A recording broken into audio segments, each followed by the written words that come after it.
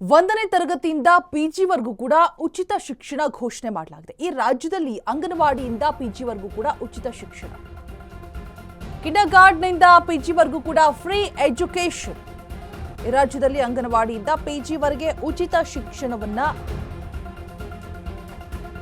ಕೊಡಲಾಗ್ತಾ ಇರುವಂತದ್ದು. ಕಿಂಡರ್ಗಾರ್ಟನ್ನಿಂದ ಹಿಡಿದ್ಬಿಟ್ಟು ಪಿಜಿವರೆಗೆ free free free education.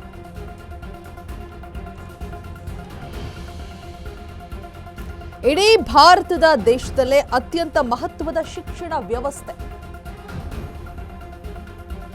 ಪ್ರವೇಶ ಪಡೆಯುವ ವಿದ್ಯಾರ್ಥಿಗಳಿಗೆ ಇನ್ನು ಮುಂದೆ ಶುಲ್ಕ ಇರೋದಿಲ್ಲ. ಒಡಿಶಾ ರಾಜ್ಯದಲ್ಲಿ ಇನ್ನು ಮುಂದೆ education free free free complete ಆಗಿ ಫ್ರೀ ಉಚಿತ ಶಿಕ್ಷಣ ನೀಡೋದಾಗಿ ಮೋಹನ್ ಮಾಸಿ ಘೋಷಣೆಯನ್ನ ಮಾಡಿದ್ದಾರೆ. ಒಡಿಶಾ ರಾಜ್ಯದ ಮುಖ್ಯಮಂತ್ರಿ ಮೋಹನ್ ಚರಣ್ ಮಾಸಿ ಹಿಂದುಳಿದ ವಿದ್ಯಾರ್ಥಿಗಳ ಸಹಾಯಕ್ಕಾಗಿ ಫ್ರೀ ಎಜುಕೇಶನ್ ಅನೌನ್ಸ್ ಮಾಡಿರುವಂಥದ್ದು. ವಿದ್ಯಾಭ್ಯಾಸದಲ್ಲಿ ಗುರಿ ಇಟ್ಕೊಂಡವರಿಗೆ ಇದು ವರದಾನವಾಗುತ್ತೆ. ಈ ನಿರ್ಧಾರದಿಂದ 10 ಲಕ್ಷಕ್ಕೂ ಹೆಚ್ಚು ವಿದ್ಯಾರ್ಥಿಗಳಿಗೆ ಲಾಭ. ಒಡಿಶಾದಲ್ಲಿ ಈಗಾಗಲೇ 10ನೇ ತರಗತಿವರೆಗೆ ಉಚಿತ ಶಿಕ್ಷಣ ಇದೀಗ ಉನ್ನತ ಶಿಕ್ಷಣಕ್ಕೂ ವಿಸ್ತರಿಸೋದ್ರಿಂದ ಸಂತೋಷ ಅಂಡ್ ಆರ್ಥಿಕ ಸಂಕಷ್ಟದಿಂದ ವಂಚಿತರಾಗ್ತಾ ಇದ್ದವರಿಗೆ ಸಹಕಾರಿಯಾಗುವಂಥದ್ದು. ಉಚಿತ ಮಾಡೋದ್ರಿಂದಾಗಿ ರಾಜ್ಯದ ಬೊಕ್ಕಸಕ್ಕೂ ಕೂಡ ನಷ್ಟವಾಗುತ್ತೆ. ವಾರ್ಷಿಕ ಸುಮಾರು 30 ಕೋಟಿ ಹೆಚ್ಚುವರಿ ಹೊರೆ ಇದೆ.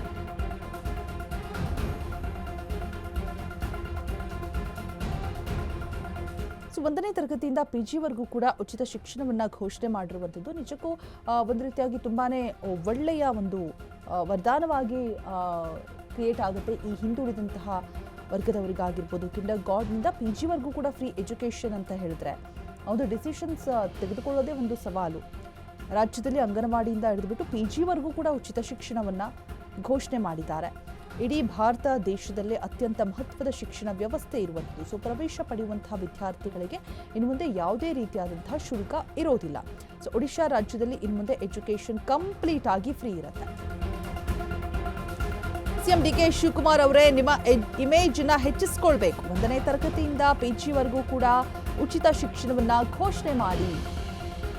ಒಡಿಶಾ ಸಿಎಂ ಮೋಹನ್ ಮಾಸಿ ರೀತಿ ನೀವು ಕೂಡ ಕ್ರಾಂತಿಯನ್ನ ಮಾಡಿ. ಅನ್ನ, ಅಕ್ಷರ, ಆರೋಗ್ಯ ಫ್ರೀ ಕೊಟ್ಟವರು ನಿಜವಾದ ದೇವರು. ನಿಮ್ಮ ಪಂಚ ಗ್ಯಾರಂಟಿ ಬೇಡ, ಈ 3ನ್ನ ಘೋಷಣೆ ಮಾಡಿ ಸಾಕು. ಅಕ್ಷರ, ಆರೋಗ್ಯ ಉಚಿತ ಮಾಡಿದ್ರೆ ನೀವು ಇತಿಹಾಸವನ್ನ ಸೃಷ್ಟಿ ಮಾಡ್ತೀರಾ. ದೇವರಾಜ ಅರಸು ಲಕ್ಷಾಂತರ ಜನರಿಗೆ ಭೂಮಿಯನ್ನ ನೀಡಿ ಮಣ್ಣಿನ ಮಗ ಆದ್ರು. ರೈತರ ಪಂಪ್ಸೆಟ್ಗೆ ಉಚಿತ ವಿದ್ಯುತ್ ನೀಡಿ ಬಂಗಾರಪ್ಪ ರೈತ ನಾಯಕ. ರಾಜ್ಯದ ಜನರಿಗೆ ಉಚಿತ ಅಕ್ಕಿ ನೀಡಿ ಸಿದ್ದರಾಮಯ್ಯ ಅನ್ನರಾಮಯ್ಯ ಆದ್ರು. ನಿಮಗೆ ಆ ದಿಗ್ಗಜರ ಸಾಲಿಗೆ ಸೇರೋದಕ್ಕೆ ಒಂದೊಳ್ಳೆ ಅವಕಾಶ ಇದೆ. ಸಿಎಂ ಸಾಹೇಬ್ರೆ, ವಿದ್ಯೆ ಆರೋಗ್ಯ ಉಚಿತ ಮಾಡಿ ಅವರ ಸಾಲಿಗೆ ಬಂದು ನಿಲ್ತೀರಿ. ಡಿಕೆ ಸಾಹೇಬ್ರೆ,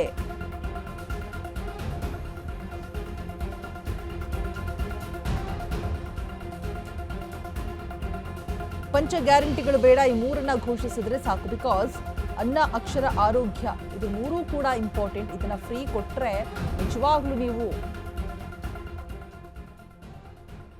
ದೇವರಾಗ್ಬಿಡ್ತೀರಾ. ಬಿಕಾಸ್ ದೇವರಾಜ ಅರಸು ಲಕ್ಷಾಂತರ ಜನರಿಗೆ ಭೂಮಿಯನ್ನ ನೀಡಿ ಮಣ್ಣಿನ ಮಗ ಅನ್ಸ್ಕೊಂಡ್ರು. ರಾಜ್ಯದ ಜನರಿಗೆ ಉಚಿತ ಅಕ್ಕಿಯನ್ನು ನೀಡಿ ಸಿದ್ದರಾಮಯ್ಯ ಅನ್ನರಾಮಯ್ಯ ಅಂತ ಅನ್ಸ್ಕೊಂಡ್ರು. ರೈತರ ಪಂಪ್ಸೆಟ್ಗೆ ಉಚಿತ ವಿದ್ಯುತ್ತನ್ನು ನೀಡಿ ಬಂಗಾರಪ್ಪ ರೈತ ನಾಯಕ ಆದರು. ಸೊ ನೀವು ನಿಮಗೆ ಆ ದಿಗ್ಗಜರ ಸಾಲಿಗೆ ನೀವು ಕೂಡ ಸೇರಬೇಕು ಅಂತ ಇದ್ದರೆ, ಅಂದರೆ ಆ ಒಂದು ಲಿಸ್ಟ್ನಲ್ಲಿ ಸೇರೋದಕ್ಕೆ ಇದು ಒಂದು ಒಳ್ಳೆ ಅವಕಾಶ ನಿಮಗೆ. ವಿದ್ಯೆ ಆರೋಗ್ಯ ಉಚಿತ ಮಾಡಿ ಅವರ ಸಾಲಿಗೆ ಬಂದು ನಿಲ್ತೀರಿ. ಅಕ್ಷರ ಆರೋಗ್ಯವನ್ನ ಫ್ರೀ ಮಾಡಬೇಕು. ರಾಜ್ಯದಲ್ಲಿ ಒಟ್ಟು 6.91 ಕೋಟಿ ಜನಸಂಖ್ಯೆ ಇದೆ. ಈ ಪೈಕಿ ರಾಜ್ಯದಲ್ಲಿ 1,28,00,000 BPL ಕಾರ್ಡ್ಗಳಿದೆ. BPL ಕಾರ್ಡ್ದಾರರಿಗೆ ಮಾತ್ರ ಉಚಿತ ಆರೋಗ್ಯ ಅಕ್ಷರವನ್ನ ನೀಡಿ 4 ಕುಟುಂಬದಲ್ಲಿ 2 ಉಚಿತ ಶಿಕ್ಷಣ ಸಿಕ್ಕರೆ 4 ಉಚಿತ ಆರೋಗ್ಯ ಸಿಗತ್ತೆ. ಜನರಿಗೆ ಕಷ್ಟ ತಪ್ಪತ್ತೆ. 15 ಲಕ್ಷ ಜೀವ ವಿಮೆ, ಉಚಿತ ಶಿಕ್ಷಣ, ಉಚಿತ ಆಹಾರವನ್ನು ನೀಡಿ ನಿಮಗೆ ವರ್ಷಕ್ಕೆ 20,000 ಕೋಟಿ ಖರ್ಚಾದರೂ ಹೆಚ್ಚು ಪಂಚ ಗ್ಯಾರಂಟಿಗೆ ನೀಡುವ ಅರ್ಧದಷ್ಟು ಹಣ ಉಳಿಯುತ್ತೆ.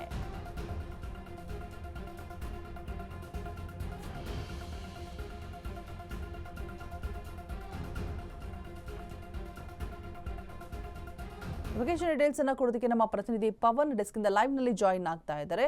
ಪವನ್, ಒಂದ್ ರೀತಿಯಾಗಿ ಡಿ.ಕೆ. ಶಿವಕುಮಾರ್ಗೆ ಒಂದೊಳ್ಳೆ ಅವಕಾಶ ಇದು. ಅಂದ್ರೆ ಸಿದ್ದರಾಮಯ್ಯ ಅನ್ನಭಾಗ್ಯವನ್ನು ಕೊಟ್ಟು ಅನ್ನರಾಮಯ್ಯ ಅಂತ ಕರೆಸ್ಕೊಂಡ್ರು. ಈಗ ಅಕ್ಷರ ವಿದ್ಯಾಭ್ಯಾಸ ಅನ್ನುವಂಥದ್ದು ತುಂಬಾನೇ ಇಂಪಾರ್ಟೆಂಟ್. ಮತ್ತೆ ಅದಕ್ಕೆ ಕೂಡ ಜನರು ಹೆಚ್ಚಾಗಿ ಇವಾಗ ವ್ಯರ್ಥ ಆಗ್ತಾ ಇರೋದು ಹಣ ಒಂದು ರೀತಿಯಾಗಿ ಬಿಸ್ನೆಸ್ ಆಗಿ ಕನ್ವರ್ಟ್ ಆಗ್ತಾ ಇದೆ.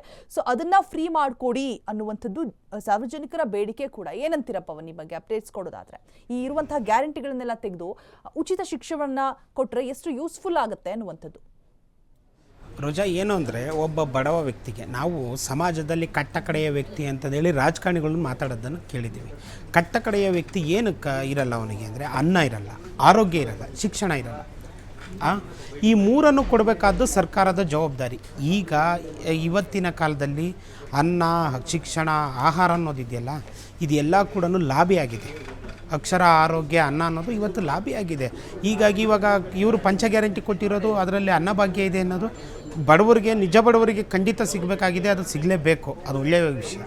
ಇವತ್ತು ಶಿಕ್ಷಣ ಕ್ಷೇತ್ರದಲ್ಲಿ ಆಗ್ತಾ ಇರೋಂಥ ಒಂದು ಮೊನ್ನೆ ಒಂದು ಆರ್ಟಿಕಲ್ಲು ನಾನು ಓದ್ತಾ ಇದ್ದೆ. ಒಂದು ಇಂಜಿನಿಯರಿಂಗ್ ಒಬ್ಬ ಮುಗಿಸೋದಕ್ಕೆ 1ನೇ ಕ್ಲಾಸಿಂದ ಅಂದರೆ LKGಯಿಂದ ಇಂಜಿನಿಯರಿಂಗ್ ಮುಗಿಸೋದಕ್ಕೆ ಕನಿಷ್ಠ 25 ಲಕ್ಷ ದುಡ್ಡು ಖರ್ಚಾಗುತ್ತೆ. ಮೆಡಿಕಲ್ ಮಾಡಬೇಕಂದ್ರೆ ಕೋಟ್ಯಾಂತರ ರೂಪಾಯಿ ದುಡ್ಡು ಖರ್ಚಾಗುತ್ತೆ. ಇಂಥ ಎಜುಕೇಷನ್ ಸಿಸ್ಟಮಲ್ಲಿ ನಿಜವಾಗ್ಲೂ ಏನು ಒಡಿಶಾ ಸರ್ಕಾರದ ಮೋಹನ್ ಮಾಂಚಿ ಅವರು ತಗೊಂಡಿರೋಂಥ ನಿರ್ಧಾರ ಇದೆಯಲ್ಲ, ಅದು ಅತ್ಯದ್ಭುತ.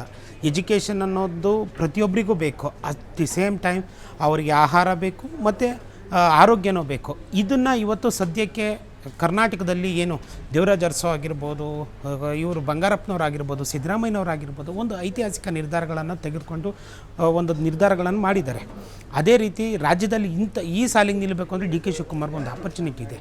ನಾವು ಒಡಿಶಾ ಸರ್ಕಾರ ಏನು ಮಾಡಿದೆ ಅದನ್ನು ಮುನ್ನೆಲೆಯಾಗಿಟ್ಕೊಂಡು ರಾಜ್ಯದಲ್ಲಿ ಮಾಡಬೇಕಾಗಿರೋದವರು ಒಂದು ಎಜುಕೇಷನ್ ಫ್ರೀ ಮಾಡಿ ಎಲ್ಲವ್ರಿಗೂ, ಅಂದರೆ ಬಡವರಿಗೆ ಯಾರಿದ್ದಾರೋ BPL ಕಾರ್ಡ್ ಅಥವಾ ಅಂತ್ಯೋದಯ ಕಾರ್ಡ್ ಆಧಾರವಾಗಿ ಇಟ್ಕೊಂಡು, ಅಥವಾ ಅವರ ಸ್ಟೇಟಸ್ ಇವಾಗೇನು ಶೈಕ್ಷಣಿಕ ಆರ್ಥಿಕ ಸಮೀಕ್ಷೆ CM ಸಿದ್ದರಾಮಯ್ಯನವ್ರು ಮಾಡೋಗಿದ್ರಲ್ಲ, ಹಿಂದೆ ಮಾಜಿ CM ಸಿದ್ದರಾಮಯ್ಯನವ್ರು ಮಾಡೋದಿಲ್ಲ, ಅದನ್ನು ಯಥಾವತ್ತಾಗಿ ಅಥವಾ ಅದರಲ್ಲಿ ಕೆಲವು ಯೋಚನೆ ಮಾಡಿ ಜಾತಿಗಳಿಗೆ ಅಥವಾ ಬಡವರಿಗೆ ಅನುಕೂಲ ಆಗೋ ರೀತಿ ಆ ವರದಿಯನ್ನು ಜಾರಿ ಮಾಡಿದ್ರ ಜೊತೆಗೆ ಈಗ ಆರೋಗ್ಯ ಮತ್ತು ಶಿಕ್ಷಣವನ್ನು ನೀವು ಕೊಟ್ಟರೆ ಖಂಡಿತ ನೀವು ಅವ್ರ ಸಾಲಿಗೆ ನಿಲ್ತೀರಿ ಅಂತಂದು. ಯಾಕೆಂದರೆ ಪ್ರತಿಯೊಬ್ಬ ಬಡವನಿಗೆ ಬೇಕಾಗಿರೋದು ಒಂದು ಅನ್ನ, ಆರೋಗ್ಯ ಮತ್ತು ಶಿಕ್ಷಣ.